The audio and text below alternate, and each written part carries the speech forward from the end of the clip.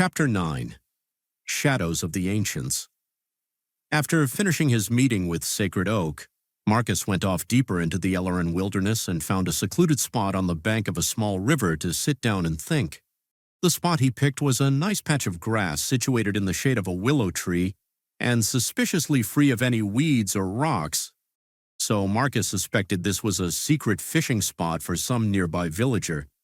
Still, they weren't here now, and Marcus would hopefully be long gone by the time anyone else came here. Although the talk with the ancient tree had left him somewhat shaken, he found his mood improving quickly. He was in no immediate danger, and the day was quite nice. The sun shone brightly on the riverbank, lessened to just the right brightness by the branches of the willow beside him, and the bird calls that surrounded him were a pleasant kind of noise, the kind that drowned out annoying thoughts and helped him relax. The mosquitoes would normally be a problem, but his magic warded them away. Entranced by the scenery, Marcus let his mind wander and began to wave his hands in front of him, his palms and fingers shifting from one mystic gesture to another. At first, nothing really happened, but then the dust and loose gravel around him began to fly into the air and converge into a floating balls of earth in front of him. It wasn't really a spell. It was instead a kind of instinctual application of mana born out of a lifetime of repetition and practice. This kind of magic was sometimes developed into legitimate combat moves and useful magic abilities by various adept traditions. But mages like Marcus typically only use them as shaping exercises, a way for them to practice their control over mana and gain insight into various logos, which they could then later use to learn and cast actual spells. Marcus was actually really bad at this sort of thing. His soul was powerful and well-suited for spell casting, but he had no elemental affinity whatsoever. His foundational technique also didn't help here, as the soul tree technique wasn't particularly great at anything specific. People who excelled in this kind of unstructured magic were usually elemental specialists or bloodline users who focused heavily on one specific type of magic. Marcus was instead more like a magpie, collecting every shiny new spell he encountered, no matter how disconnected and incompatible it was with the rest of his arsenal. Still, Marcus was a powerful mage with a powerful soul, so his unstructured magic capabilities were no joke. He continued accumulating loose earth into a ball in front of him, streams of dust converging into it from all directions, until it was a little smaller than his own head. Then his gestures shifted, and instead of earth, he started telekinetically picking up droplets of water from the river to add them to the sphere. He wanted to create a layer of water on top of the soil, but that proved to be harder than he thought it would be, because the loose material kept absorbing the water. Instead of a sphere of earth surrounded by water, he got an ugly, muddy sphere. After adding some more water into the mess, he suddenly stopped gesturing. Tiny droplets of water hung still in the air as the sphere of mud kept floating in front of him. Even as his arms dropped to his side, he frowned. This wasn't going to work. He flicked his hand dismissively in front of him, and the mud sphere was launched away from him and into the center of the river, where it entered the water with a massive splash. Marcus watched the ripples spread across the river surface for a while, took a deep breath, and then started waving his hands again. This time he didn't just lump the soil he levitated together into a loose ball. Instead, he compacted the dust and soil as he worked, hardening it and gradually turning it into something more akin to stone. He then added a few actual rocks and pebbles and formed a stone crust over the sphere, and then started adding the water, picking up water droplets from the river again and adding it to the sphere. Some of it still got absorbed by the rock, but enough stayed that he managed to create a layer of water on top of it. He carefully raised and deformed some of the rocky crust of the sphere upward, creating tiny islands and continents that jutted out of the water layer, and then heated some of the water droplets until they turned into steam. He separated that steam into tiny clumps, streams, and vortices and set them dancing just above the surface of the sphere. With the final flip of his hand, he set the sphere in motion, causing it to spin in place, and leaned back to admire his work. His very own miniature planet. Should he add anything else? Unbidden, the vision he experienced some time ago forced itself to the forefront of his consciousness, demanding to be remembered. The memory of the collapsing planet overlaid itself onto the planetary sculpture in front of him, and he found his creation suddenly crumbling, breaking up, imploding. Marcus sent the mini-planet hurtling through the air and into the center of the river, where it met the same fate as his earlier failed creation. He stared at the expanding ripples for a moment, and then shook his head to clear it. He had distracted himself long enough.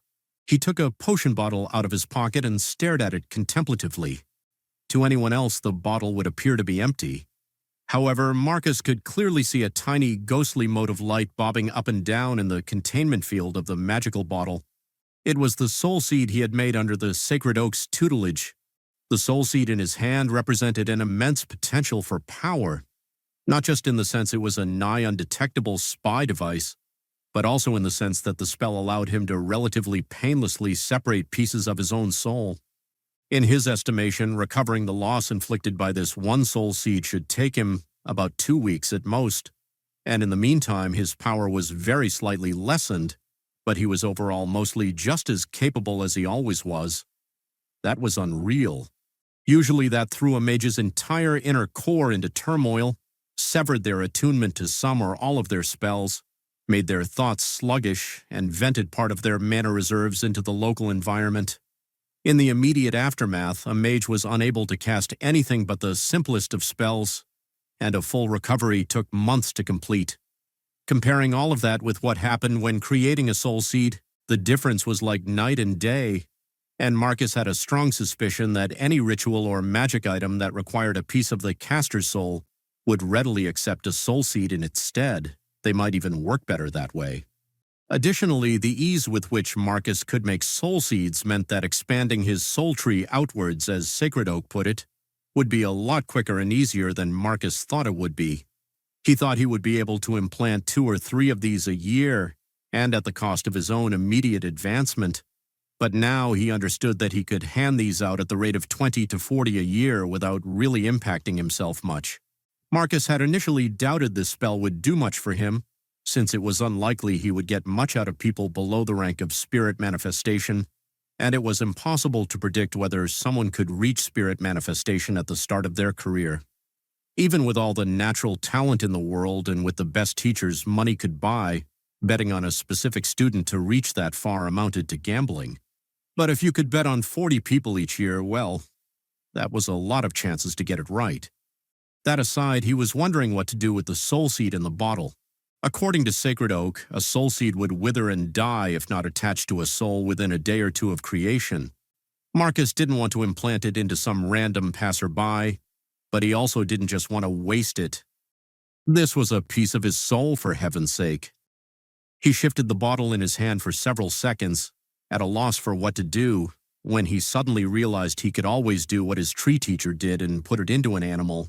He had criticized the tree for it, but knowing what he knew now, he kind of liked the idea. It would allow him to study the effects of the spell on something inconsequential before he used it on an actual human being. For the next few minutes, Marcus walked along the riverbank, looking at various animals he encountered. Perhaps it was his change in behavior or the way he was looking at things, but the animals that had been mostly ignoring him until now suddenly became skittish and quiet. Even the cacophony of birds singing around the riverbank lessened around him as he walked. He considered a stork, a deer, and an otter, but they all fled from him as soon as they noticed him, and he didn't feel like chasing after them. Finally, he spotted a river turtle resting on one of the stones next to a river. It also tried to escape him as soon as he approached, but it was too slow, and he managed to flip it on its back with a wind spell before it could dive into the water. He quickly picked it up by the sides of its shell, and then retreated back to his spot under the willow to perform the magic in relative peace. He studied the river turtle as he walked, noting that it seemed to be in good health. It was just a simple animal without a hint of spirit, but Marcus could swear it was glaring at him when he peered into the depths of its shell, where it had retreated to after he caught it. The turtle was a great choice, he felt. Turtles were famously long-lived and not common prey animals, so the soul seed should have plenty of time to root itself into its soul. On top of that, if he simply placed it on its back, it would be unable to get away from him and escape, so he could focus on the magic without worrying how to restrain the beast. However, the moment he approached his spot under the willow, an alternative option suddenly occurred to him. He stopped in his tracks, turtle still held in front of him, and stared at the large willow tree. He could just implant the soul seed into another tree. Wouldn't that be even better than a turtle? The willow in front of him was also very long-lived, unlikely to be eaten anytime soon, and surely very compatible with this sort of magic. He glanced at the turtle in his hand, and then at the willow torn by indecision. Finally, after several seconds, he realized, why not both? He had just marveled at how easy and painless it was to create soul seeds.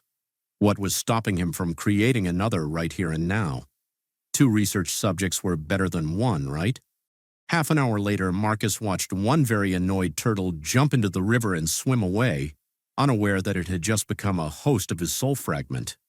To his right, the willow looked unchanged, but it too had become a branch of his soul tree.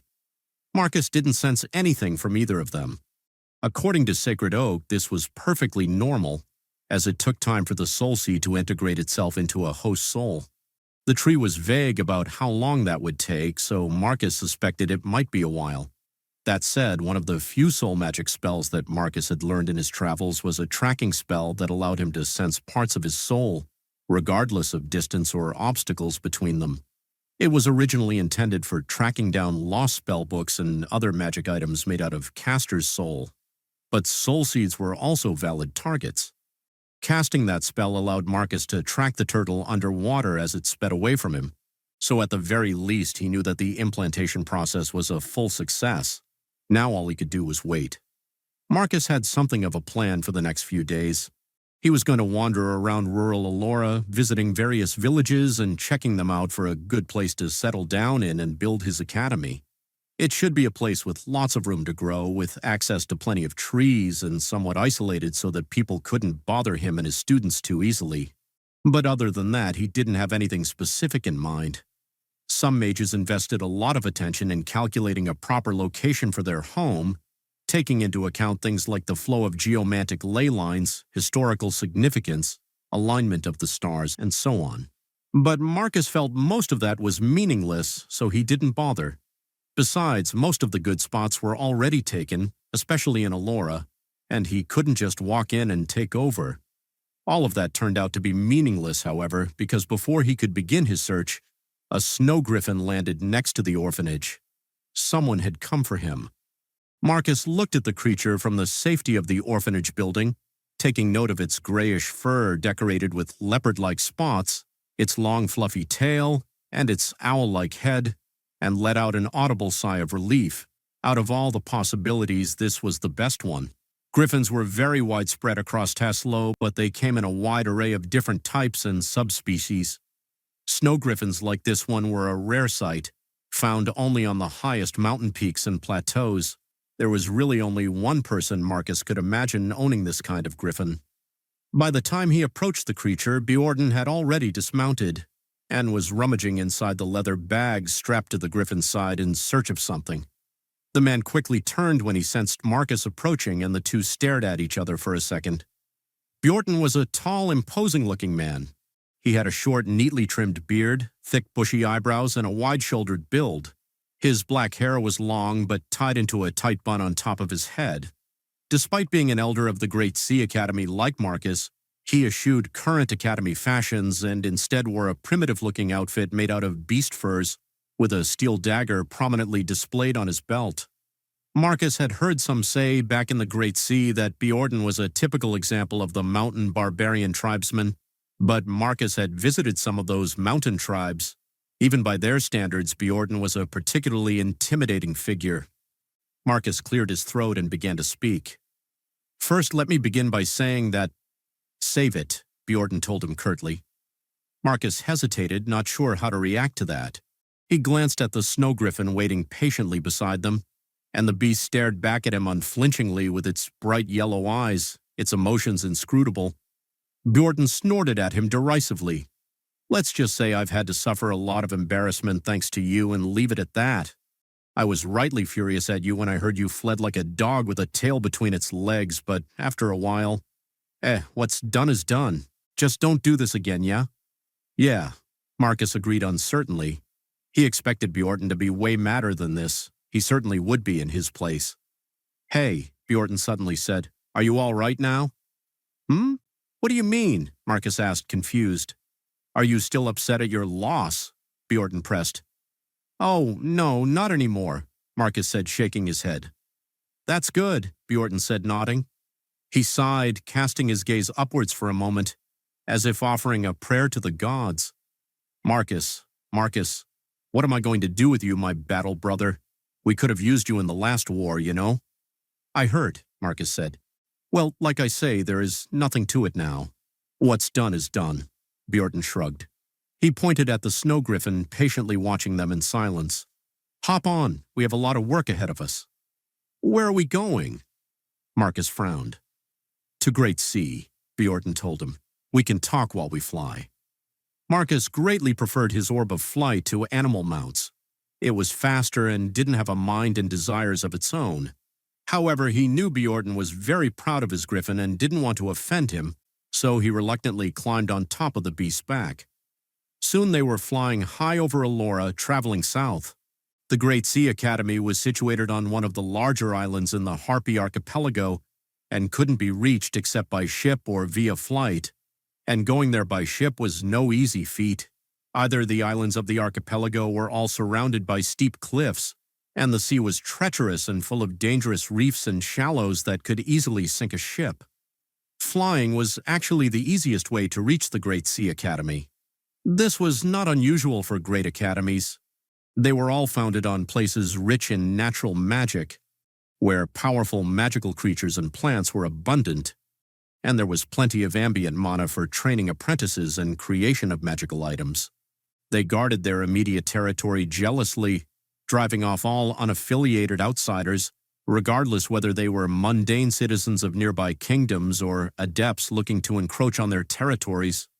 As a result, all of them were surrounded by dangerous wilderness and somewhat difficult to approach.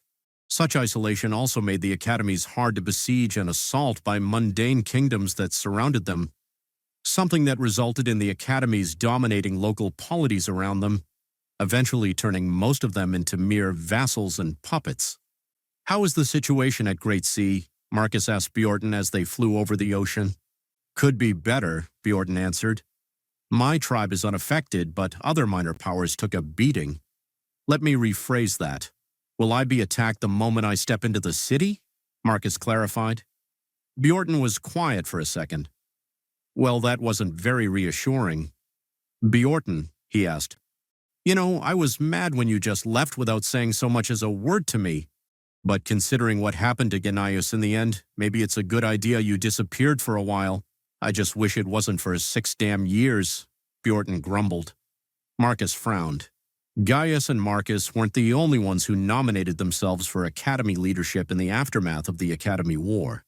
There was a third man who did so called Gaius. Marcus never took him particularly seriously, but Gaius came from a respected background and had his supporters. He received more votes than Marcus in the end, so one could argue he was a bigger competitor to Gaius than Marcus was. "What happened to him?" Marcus asked. "Gaius had him assassinated," Bjorton said. "Well, we don't know for sure it was Gaius, but who else could it be?" "A lot of people," Marcus said. Gaius was notorious for his brutality towards his enemies, and he had lots of enemies, both inside and outside the academy. I hate to defend Gaius, but I imagine a lot of people would want to kill that man. "Yes, but no one was punished for it," Bjorton said. "You'd think Gaius would want to clear his name and find the culprit if he hadn't done it. Yet he only did a token investigation and quickly swept the whole thing under the rug." "I see," Marcus said, humming.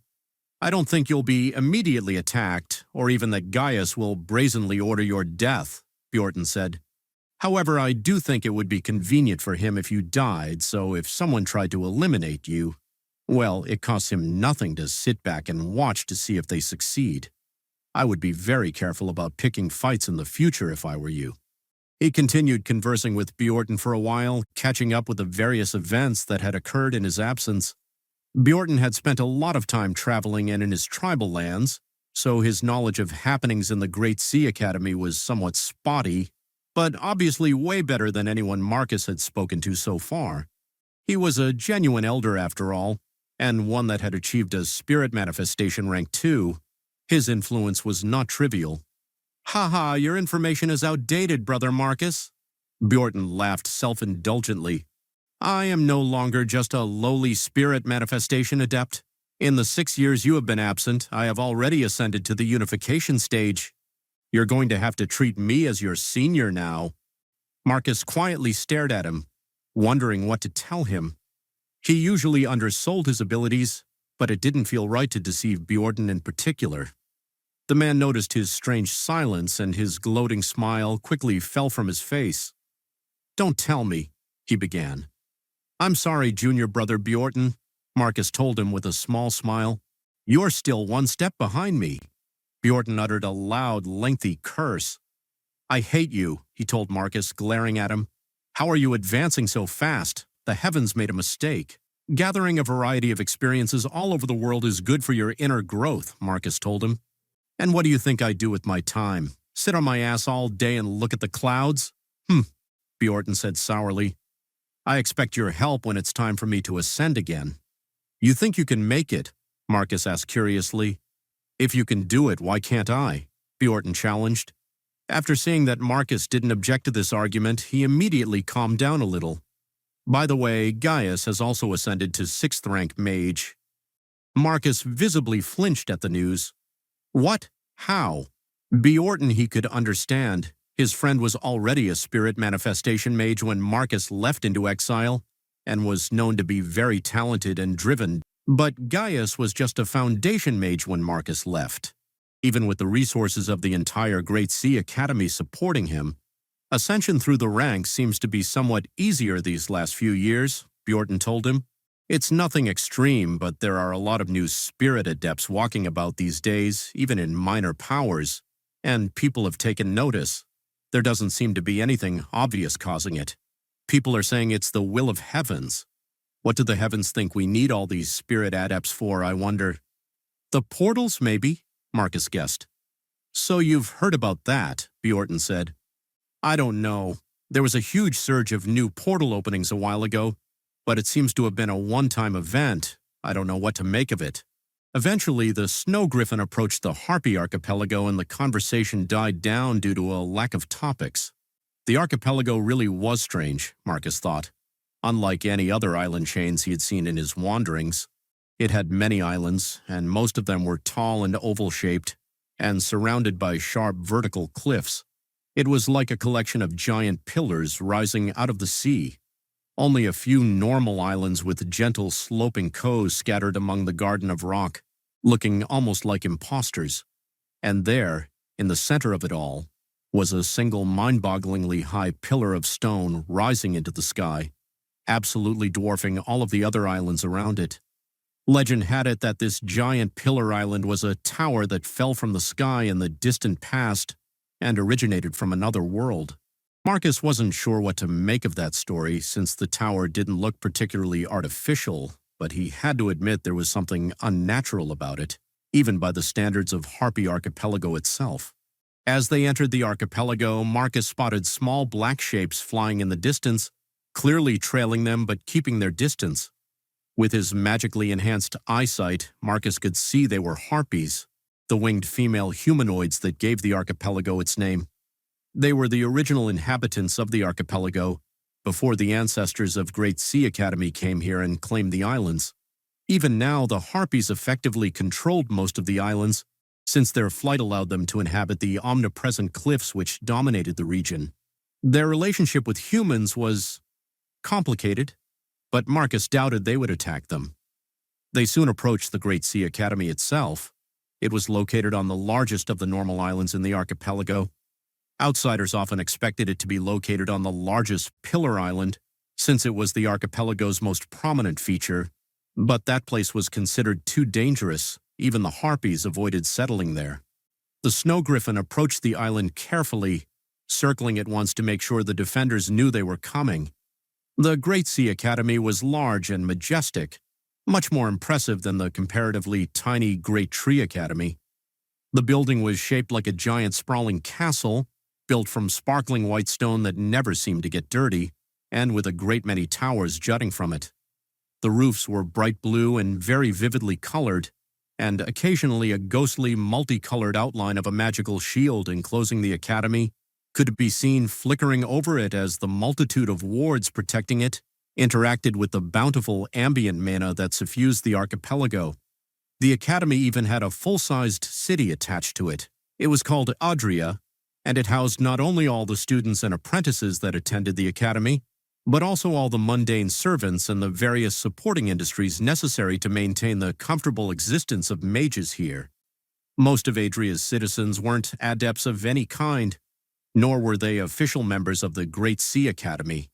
There was still a lot of prestige in living here, and Marcus knew from experience that they even tended to look down on actual academy apprentices and students if they judged them to be too low in status for their tastes. Bjorn didn't seem to be going for the academy building itself, and instead directed the griffin to land on the outskirts of Adria. There was a small stable there that seemed to house several other griffins and other flying beasts like giant swans, and Bjorn handed his snow griffin over to the people there to take care of while they were on the island. He seemed to have done this often in the past because the staff knew who he was and asked very few questions. Marcus didn't say anything for the most part. He just dismounted the griffin and followed Bjorn's lead. He wasn't used to this kind of riding, so his legs felt all weak and wobbly for a few minutes afterwards. "My orb of flight is so much cooler than this," he mumbled to himself. "What was that?" Bjorn asked him, frowning. "Nothing," Marcus waved him off. "I thought you were taking me to the academy."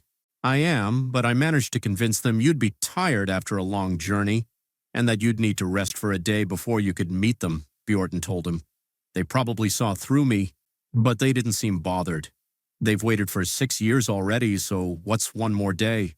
Bjorn turned around and walked away in the direction of the city, motioning with his hand for Marcus to follow after him. "So where are we really going?" Marcus asked. "We're going to meet your remaining supporters," Bjorn said.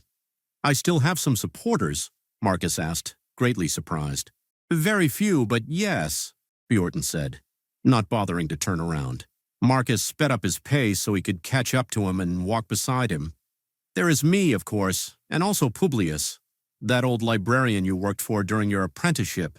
There is also this one-armed warrior adept called Fabius who claims he served under you during the First Academy War and still remembers you fondly.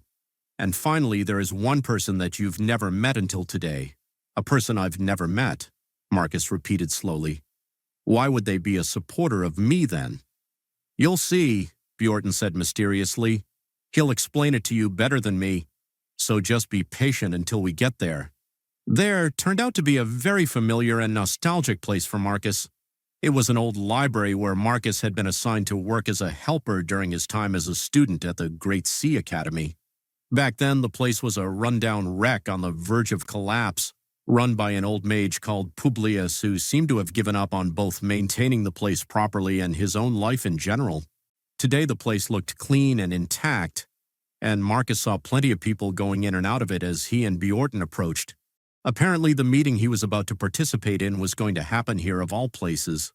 "Publius is your most zealous supporter," Bjorn explained. "Even more so than me. Not long after you left, a bunch of anonymous attackers painted the entire wall of the library with insults and threats, but he didn't let that stop him for arguing in your favor to anyone who would listen. He's just an average mage too, not a powerhouse like you and me, so that took real courage if you ask me." Marcus sighed internally. He didn't have to do any of that. I wish he didn't risk his life for something pointless like this. Clearly he didn't think it was pointless, Bjorn pointed out. "Let's go in and meet your fans." Once inside, they were quickly found by Publius, who looked even older than Marcus remembered. Publius had been an old man already when Marcus met him as a young student and was now in his 80s, and it showed. His skin was heavily wrinkled and covered in dark splotches, and his movements were slow and shaky. Despite this, the man's eyes lit up the moment he saw Marcus, and he loudly greeted him and started bombarding him with various questions. Marcus knew why Publius was acting this way. It was Marcus who had helped the old man renovate his library and saved his family from bankruptcy, so he definitely felt he deserved some goodwill from the old man.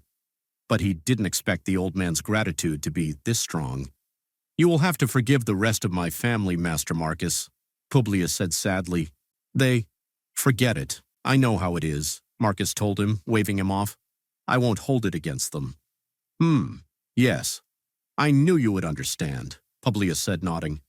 "I am old and I don't care what they do to me. But they have to think of their future. This room is secluded enough. Sit down and I will call the other two over." The room they were in was a very simple one, probably intended for group reading sessions, and featured one large oval table with a number of chairs surrounding it. Marcus and Bjorn sat down, but didn't have to wait long before Publius returned with two more people. One of them was a smiling muscular man who was missing one arm. A toothpick stuck out of his mouth, and although he didn't give Marcus any enthusiastic greetings, he did give him a good-natured wave with his one good arm. Marcus remembered this Fabius fellow. He was one of his more reliable soldiers during the war, and he felt he was very fair to him and to all men and women who served under him during that time. But he didn't think he had done anything special to deserve his gratitude. He turned his attention to the other man. He was a proud-looking man dressed in a simple-looking yet clearly expensive black robe made out of finest silk.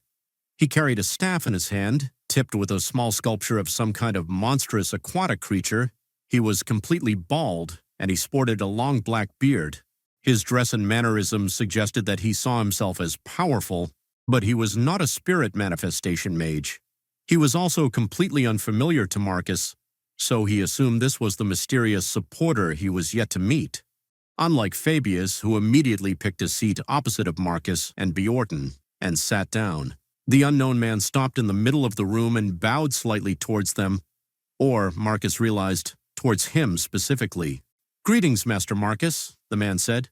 "I am Rysid Guardhelm, though the locals call me Calvis, so you may too. I am the High Priest of the Temple of Dark Waters." Marcus gave Calvis a long, scrutinizing look. Temple of Dark Waters. That was an interesting name for an organization. Unlike mage academies and other adept organizations, priests didn't have any kind of minor organization coexisting with them. There were only 3 temples allowed to openly operate on the planet: the Temple of the Illuminated Pantheon, the Raven Temple, and the Temple of the Sun and the Moon. Any heretics attempting to found a new temple were quickly destroyed as soon as they were found. This was because all temples were backed by one or more actual gods, and they didn't tolerate competition. After the first abyssal incursion, the Illuminated Pantheon strong-armed all the neutral gods into joining them, and killed off any who would not accept their offer. Since then, any new temples were either demon-worshipping cults in disguise, or dedicated to alien gods of distant worlds, and the Illuminated Pantheon tolerated neither. "I understand the look in your eyes," Calvis said, joining the others around the table. "Let me assure you that I will bring you no trouble with the established temples. We have permission for what we do from the Illuminated Pantheon." "How can that be possible?" Marcus asked. "Why would they make an exception for you?" "Although we are called a temple, the god we worship is already dead," Calvis explained. "We draw power from his corpse, which lies on the bottom of the ocean in a nearby sea trench." Marcus didn't know what to say to that. What an interesting deity to worship. Although they're strange, Temple of Dark Waters is an old organization, and the Illuminated Temple has known about them for centuries and never acted against them, Bjorn told him. "Whatever trouble Calvis brings your way, it won't be due to heresy." "I'm not here to bring trouble," Calvis assured him. "In fact, I am here simply to introduce myself and express a desire for friendship. That is all." Marcus raised an eyebrow at him. "Yes, really," Calvis said, nodding seriously. Marcus rubbed his forehead, saying nothing for a moment. He looked around the table, studying the group in front of him. Fabius was pouring himself another glass of wine from the bottle Publius had brought in on the meeting, and seemed to be barely listening to the conversation. "Before we go any further," Marcus began, "I just want to say I have no intention in involving myself in academy politics anymore. That chapter of my life is done as far as I'm concerned, so if you're hoping for some kind of benefits by associating with me, I would really reconsider." Don't be so serious," Fabius said, taking a sip of wine and leaning back in satisfaction. "This is just a meeting between friends. I don't know about the others, but I'm here to meet my old commander and hear if he had some interesting stories to tell to an old soldier. Figured you might also need some help after being absent for so long. I know I have only one arm left, but I'm pretty handy with things. Instead of worrying that we'll ask for favors, why don't you tell us if there is something we can do for you? That's what we're here for, after all. Marcus thought about it. Well, there was one thing they could possibly help with. I'm currently mostly preoccupied with finding a suitable place to buy and reorganize into a small academy, he told them. I am planning to take on some students, and I need a place to house and teach them. If you know a suitable place, I would. He trailed off when he noticed everyone except Calvis was sitting straighter and looking at him in surprise. What? He protested, annoyed. It's really not that strange that I'm taking on students, is it? Ahem, Fabius suddenly cleared his throat. Actually, General, I happen to have a son that is coming of age soon, and he has always looked up to you. Master Marcus, Publius said, my great-granddaughter has recently been tested by the Academy, and they found she has great innate talent for magic. Marcus, my battle brother, Bjorn began. Bjorn, you're a 6th-rank mage. Why would you need me to? Marcus began. You wouldn't snub your best friend who has stayed loyal to you throughout all these years of absence, would you? Bjorn asked him in a grave tone of voice. Marcus glanced at Calvis, but the man seemed to have no intention of saying anything. He looked calm and stoic, but Marcus could see hints of amusement dancing in his eyes. Please, he begged. One at a time, stop speaking over each other and talk to me one at a time.